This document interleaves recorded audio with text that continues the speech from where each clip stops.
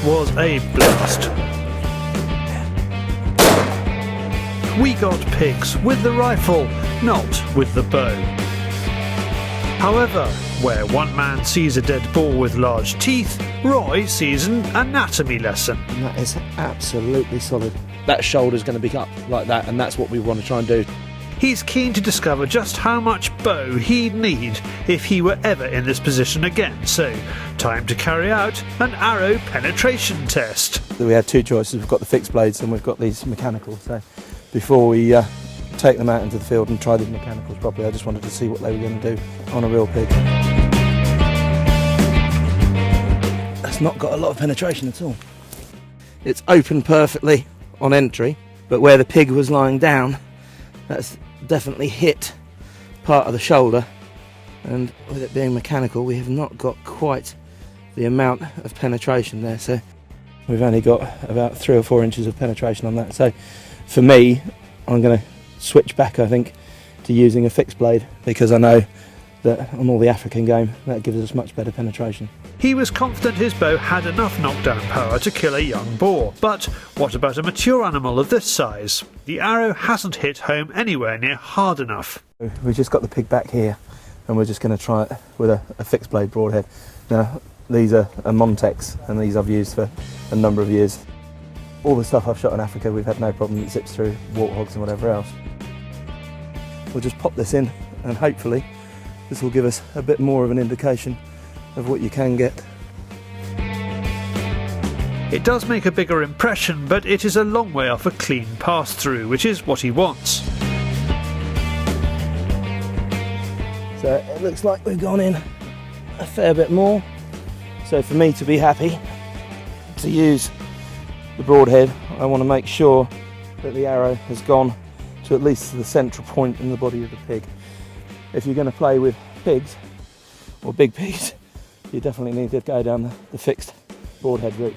I've definitely built up a lot more respect for these beasties, because you can see there, so we're just showing the depth of the skin before you start getting into any vital areas, and we're looking at about that. So we're just over an inch of depth, just of solid skin. So we're going to need a bigger bow, or more accurately, a heavier arrow, moving us from 243 territory to 308. Back at home, Roy's thirst for knowledge and bow power requires some retail therapy, a dead deer and a homegrown Sussex boar. I want to be able to find an arrow that's going to give us the penetration and the cut that's going to drop the pig very quickly, and then be powerful enough to punch through the shoulder and get into the vitals. So what we're hoping to do this morning is get a reasonable size fallow, and then we've got a half a wild boar that young Mr Digweed has donated to the cause afterwards. So what we're going to do with that is we're going to take the pig and take the fallow and shoot a series of arrows at both of them, just to show the difference, because I was amazed just how tough the wild boar are. They really are, they are built like a tank. So we have new arrows, new heads, and a bit of boar from George.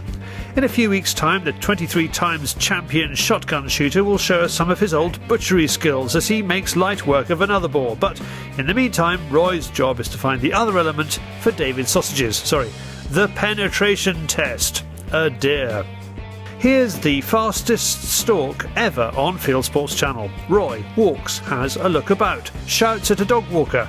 Yes, yeah, so if you can just stay to the footpaths, please. Spots deer. Shoots deer. Then David is sent to retrieve deer. You should have seen him trying to cross the river. You don't look as slick now as you do on the news, do you? Right, what's in the box, Roy? So what we're going to do is we're going to try a couple of different arrow combinations. Now, although those arrows look pretty similar, this one has got about 100 grains extra within the shaft, and we're also using 125 grain heads, so it really is beefing up the package, and hopefully that extra weight will give us a bit more kinetic energy to drive the arrow through. So again, just to give you some sort of comparison, the combination we were using I think was around about 450 grains. The combination we're going to be using now is about 560, 570 grains. So we've got a much heavier projectile that will hopefully offer us a lot more penetration. From the angle, Dr Luptonstein has created a door, half boar, half deer, or should that be a beer? Anyway, we have our arrow test bodies. What we've got is medium-sized piggy. So again, it's not going to give us quite as true a demonstration as it would have done if we were using the big pig, but it's still a damn sight tougher than the fallow. I mean, you can feel just the way that the bodies move. These really are built like a tank. It just feels absolutely solid.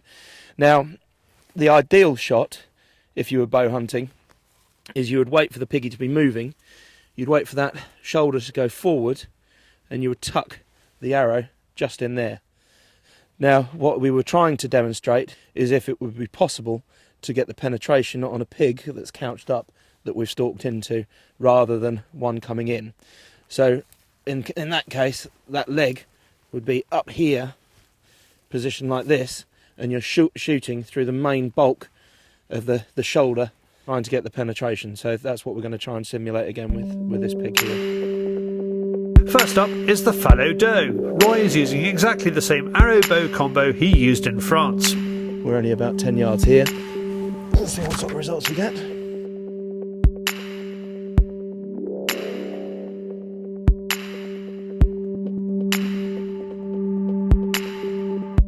That is exactly the sort of arrow you want to see when you're bow hunting. So it is absolutely smothered in blood, and that would have offered a fantastic blood trail, and the animal would have been dropping within the same sort of distance as an average rifle shot. Next is the young boar, again with the same setup used on the big animal. When you think that we've just used that same arrow combination with the same type of broadhead on the deer, we had a beautiful pass through, and this is a half-grown pig, and it still stopped it halfway, so they really are tough little beasties. We now have 3 shots using this arrow with very different results. Lastly, Roy is going to shoot his heavy grain arrow with fixed broadhead. The results are impressive. That was superb. We got a lovely pass through on that. I know this pig isn't quite the same size as the tusker that we were shooting at. With that combination, I'm going to be quite happy to go after a big tusker when he's couched up. Right, we have a deer that needs granicking and an opportunity to see just what damage the arrow did to the vitals. But first, let's look at the entry and exit wounds. Just want to show here is just the huge wound that arrow's opened up in this deer. That's made a 2-inch hole all the way through this deer. So without a shadow of a doubt, there's no way that she would have gone very far at all. Roy finds the heart, and the arrow has done its job. The cut mark just there in the side of the lung, and that has gone all the way through, cleaved open all of the top vessels through the top of the heart and through the lungs. So you've got a massive 2-inch hole that goes all the way through, and you can, if we just take the sac off the heart there, you can see it's almost been cut in half across the top of the heart. Perfect shot placement by Roy. Now for the boar. Even when you're working with it like this, it's just a much more solid carcass. Got the piggy here, and you can see that the broadhead has cut and removed the top of the lung there, and then opened up as it's gone through and straight through the top of the heart. The French boar started Roy's journey of discovery, and the Sussex boar is fine-tuning his understanding of this powerful animal. Removing the heart and lungs of the pig, that really does demonstrate perfectly where you've got the line of the spine, which is sort of halfway up if you're looking at it from the exterior. So your spine area is coming to here.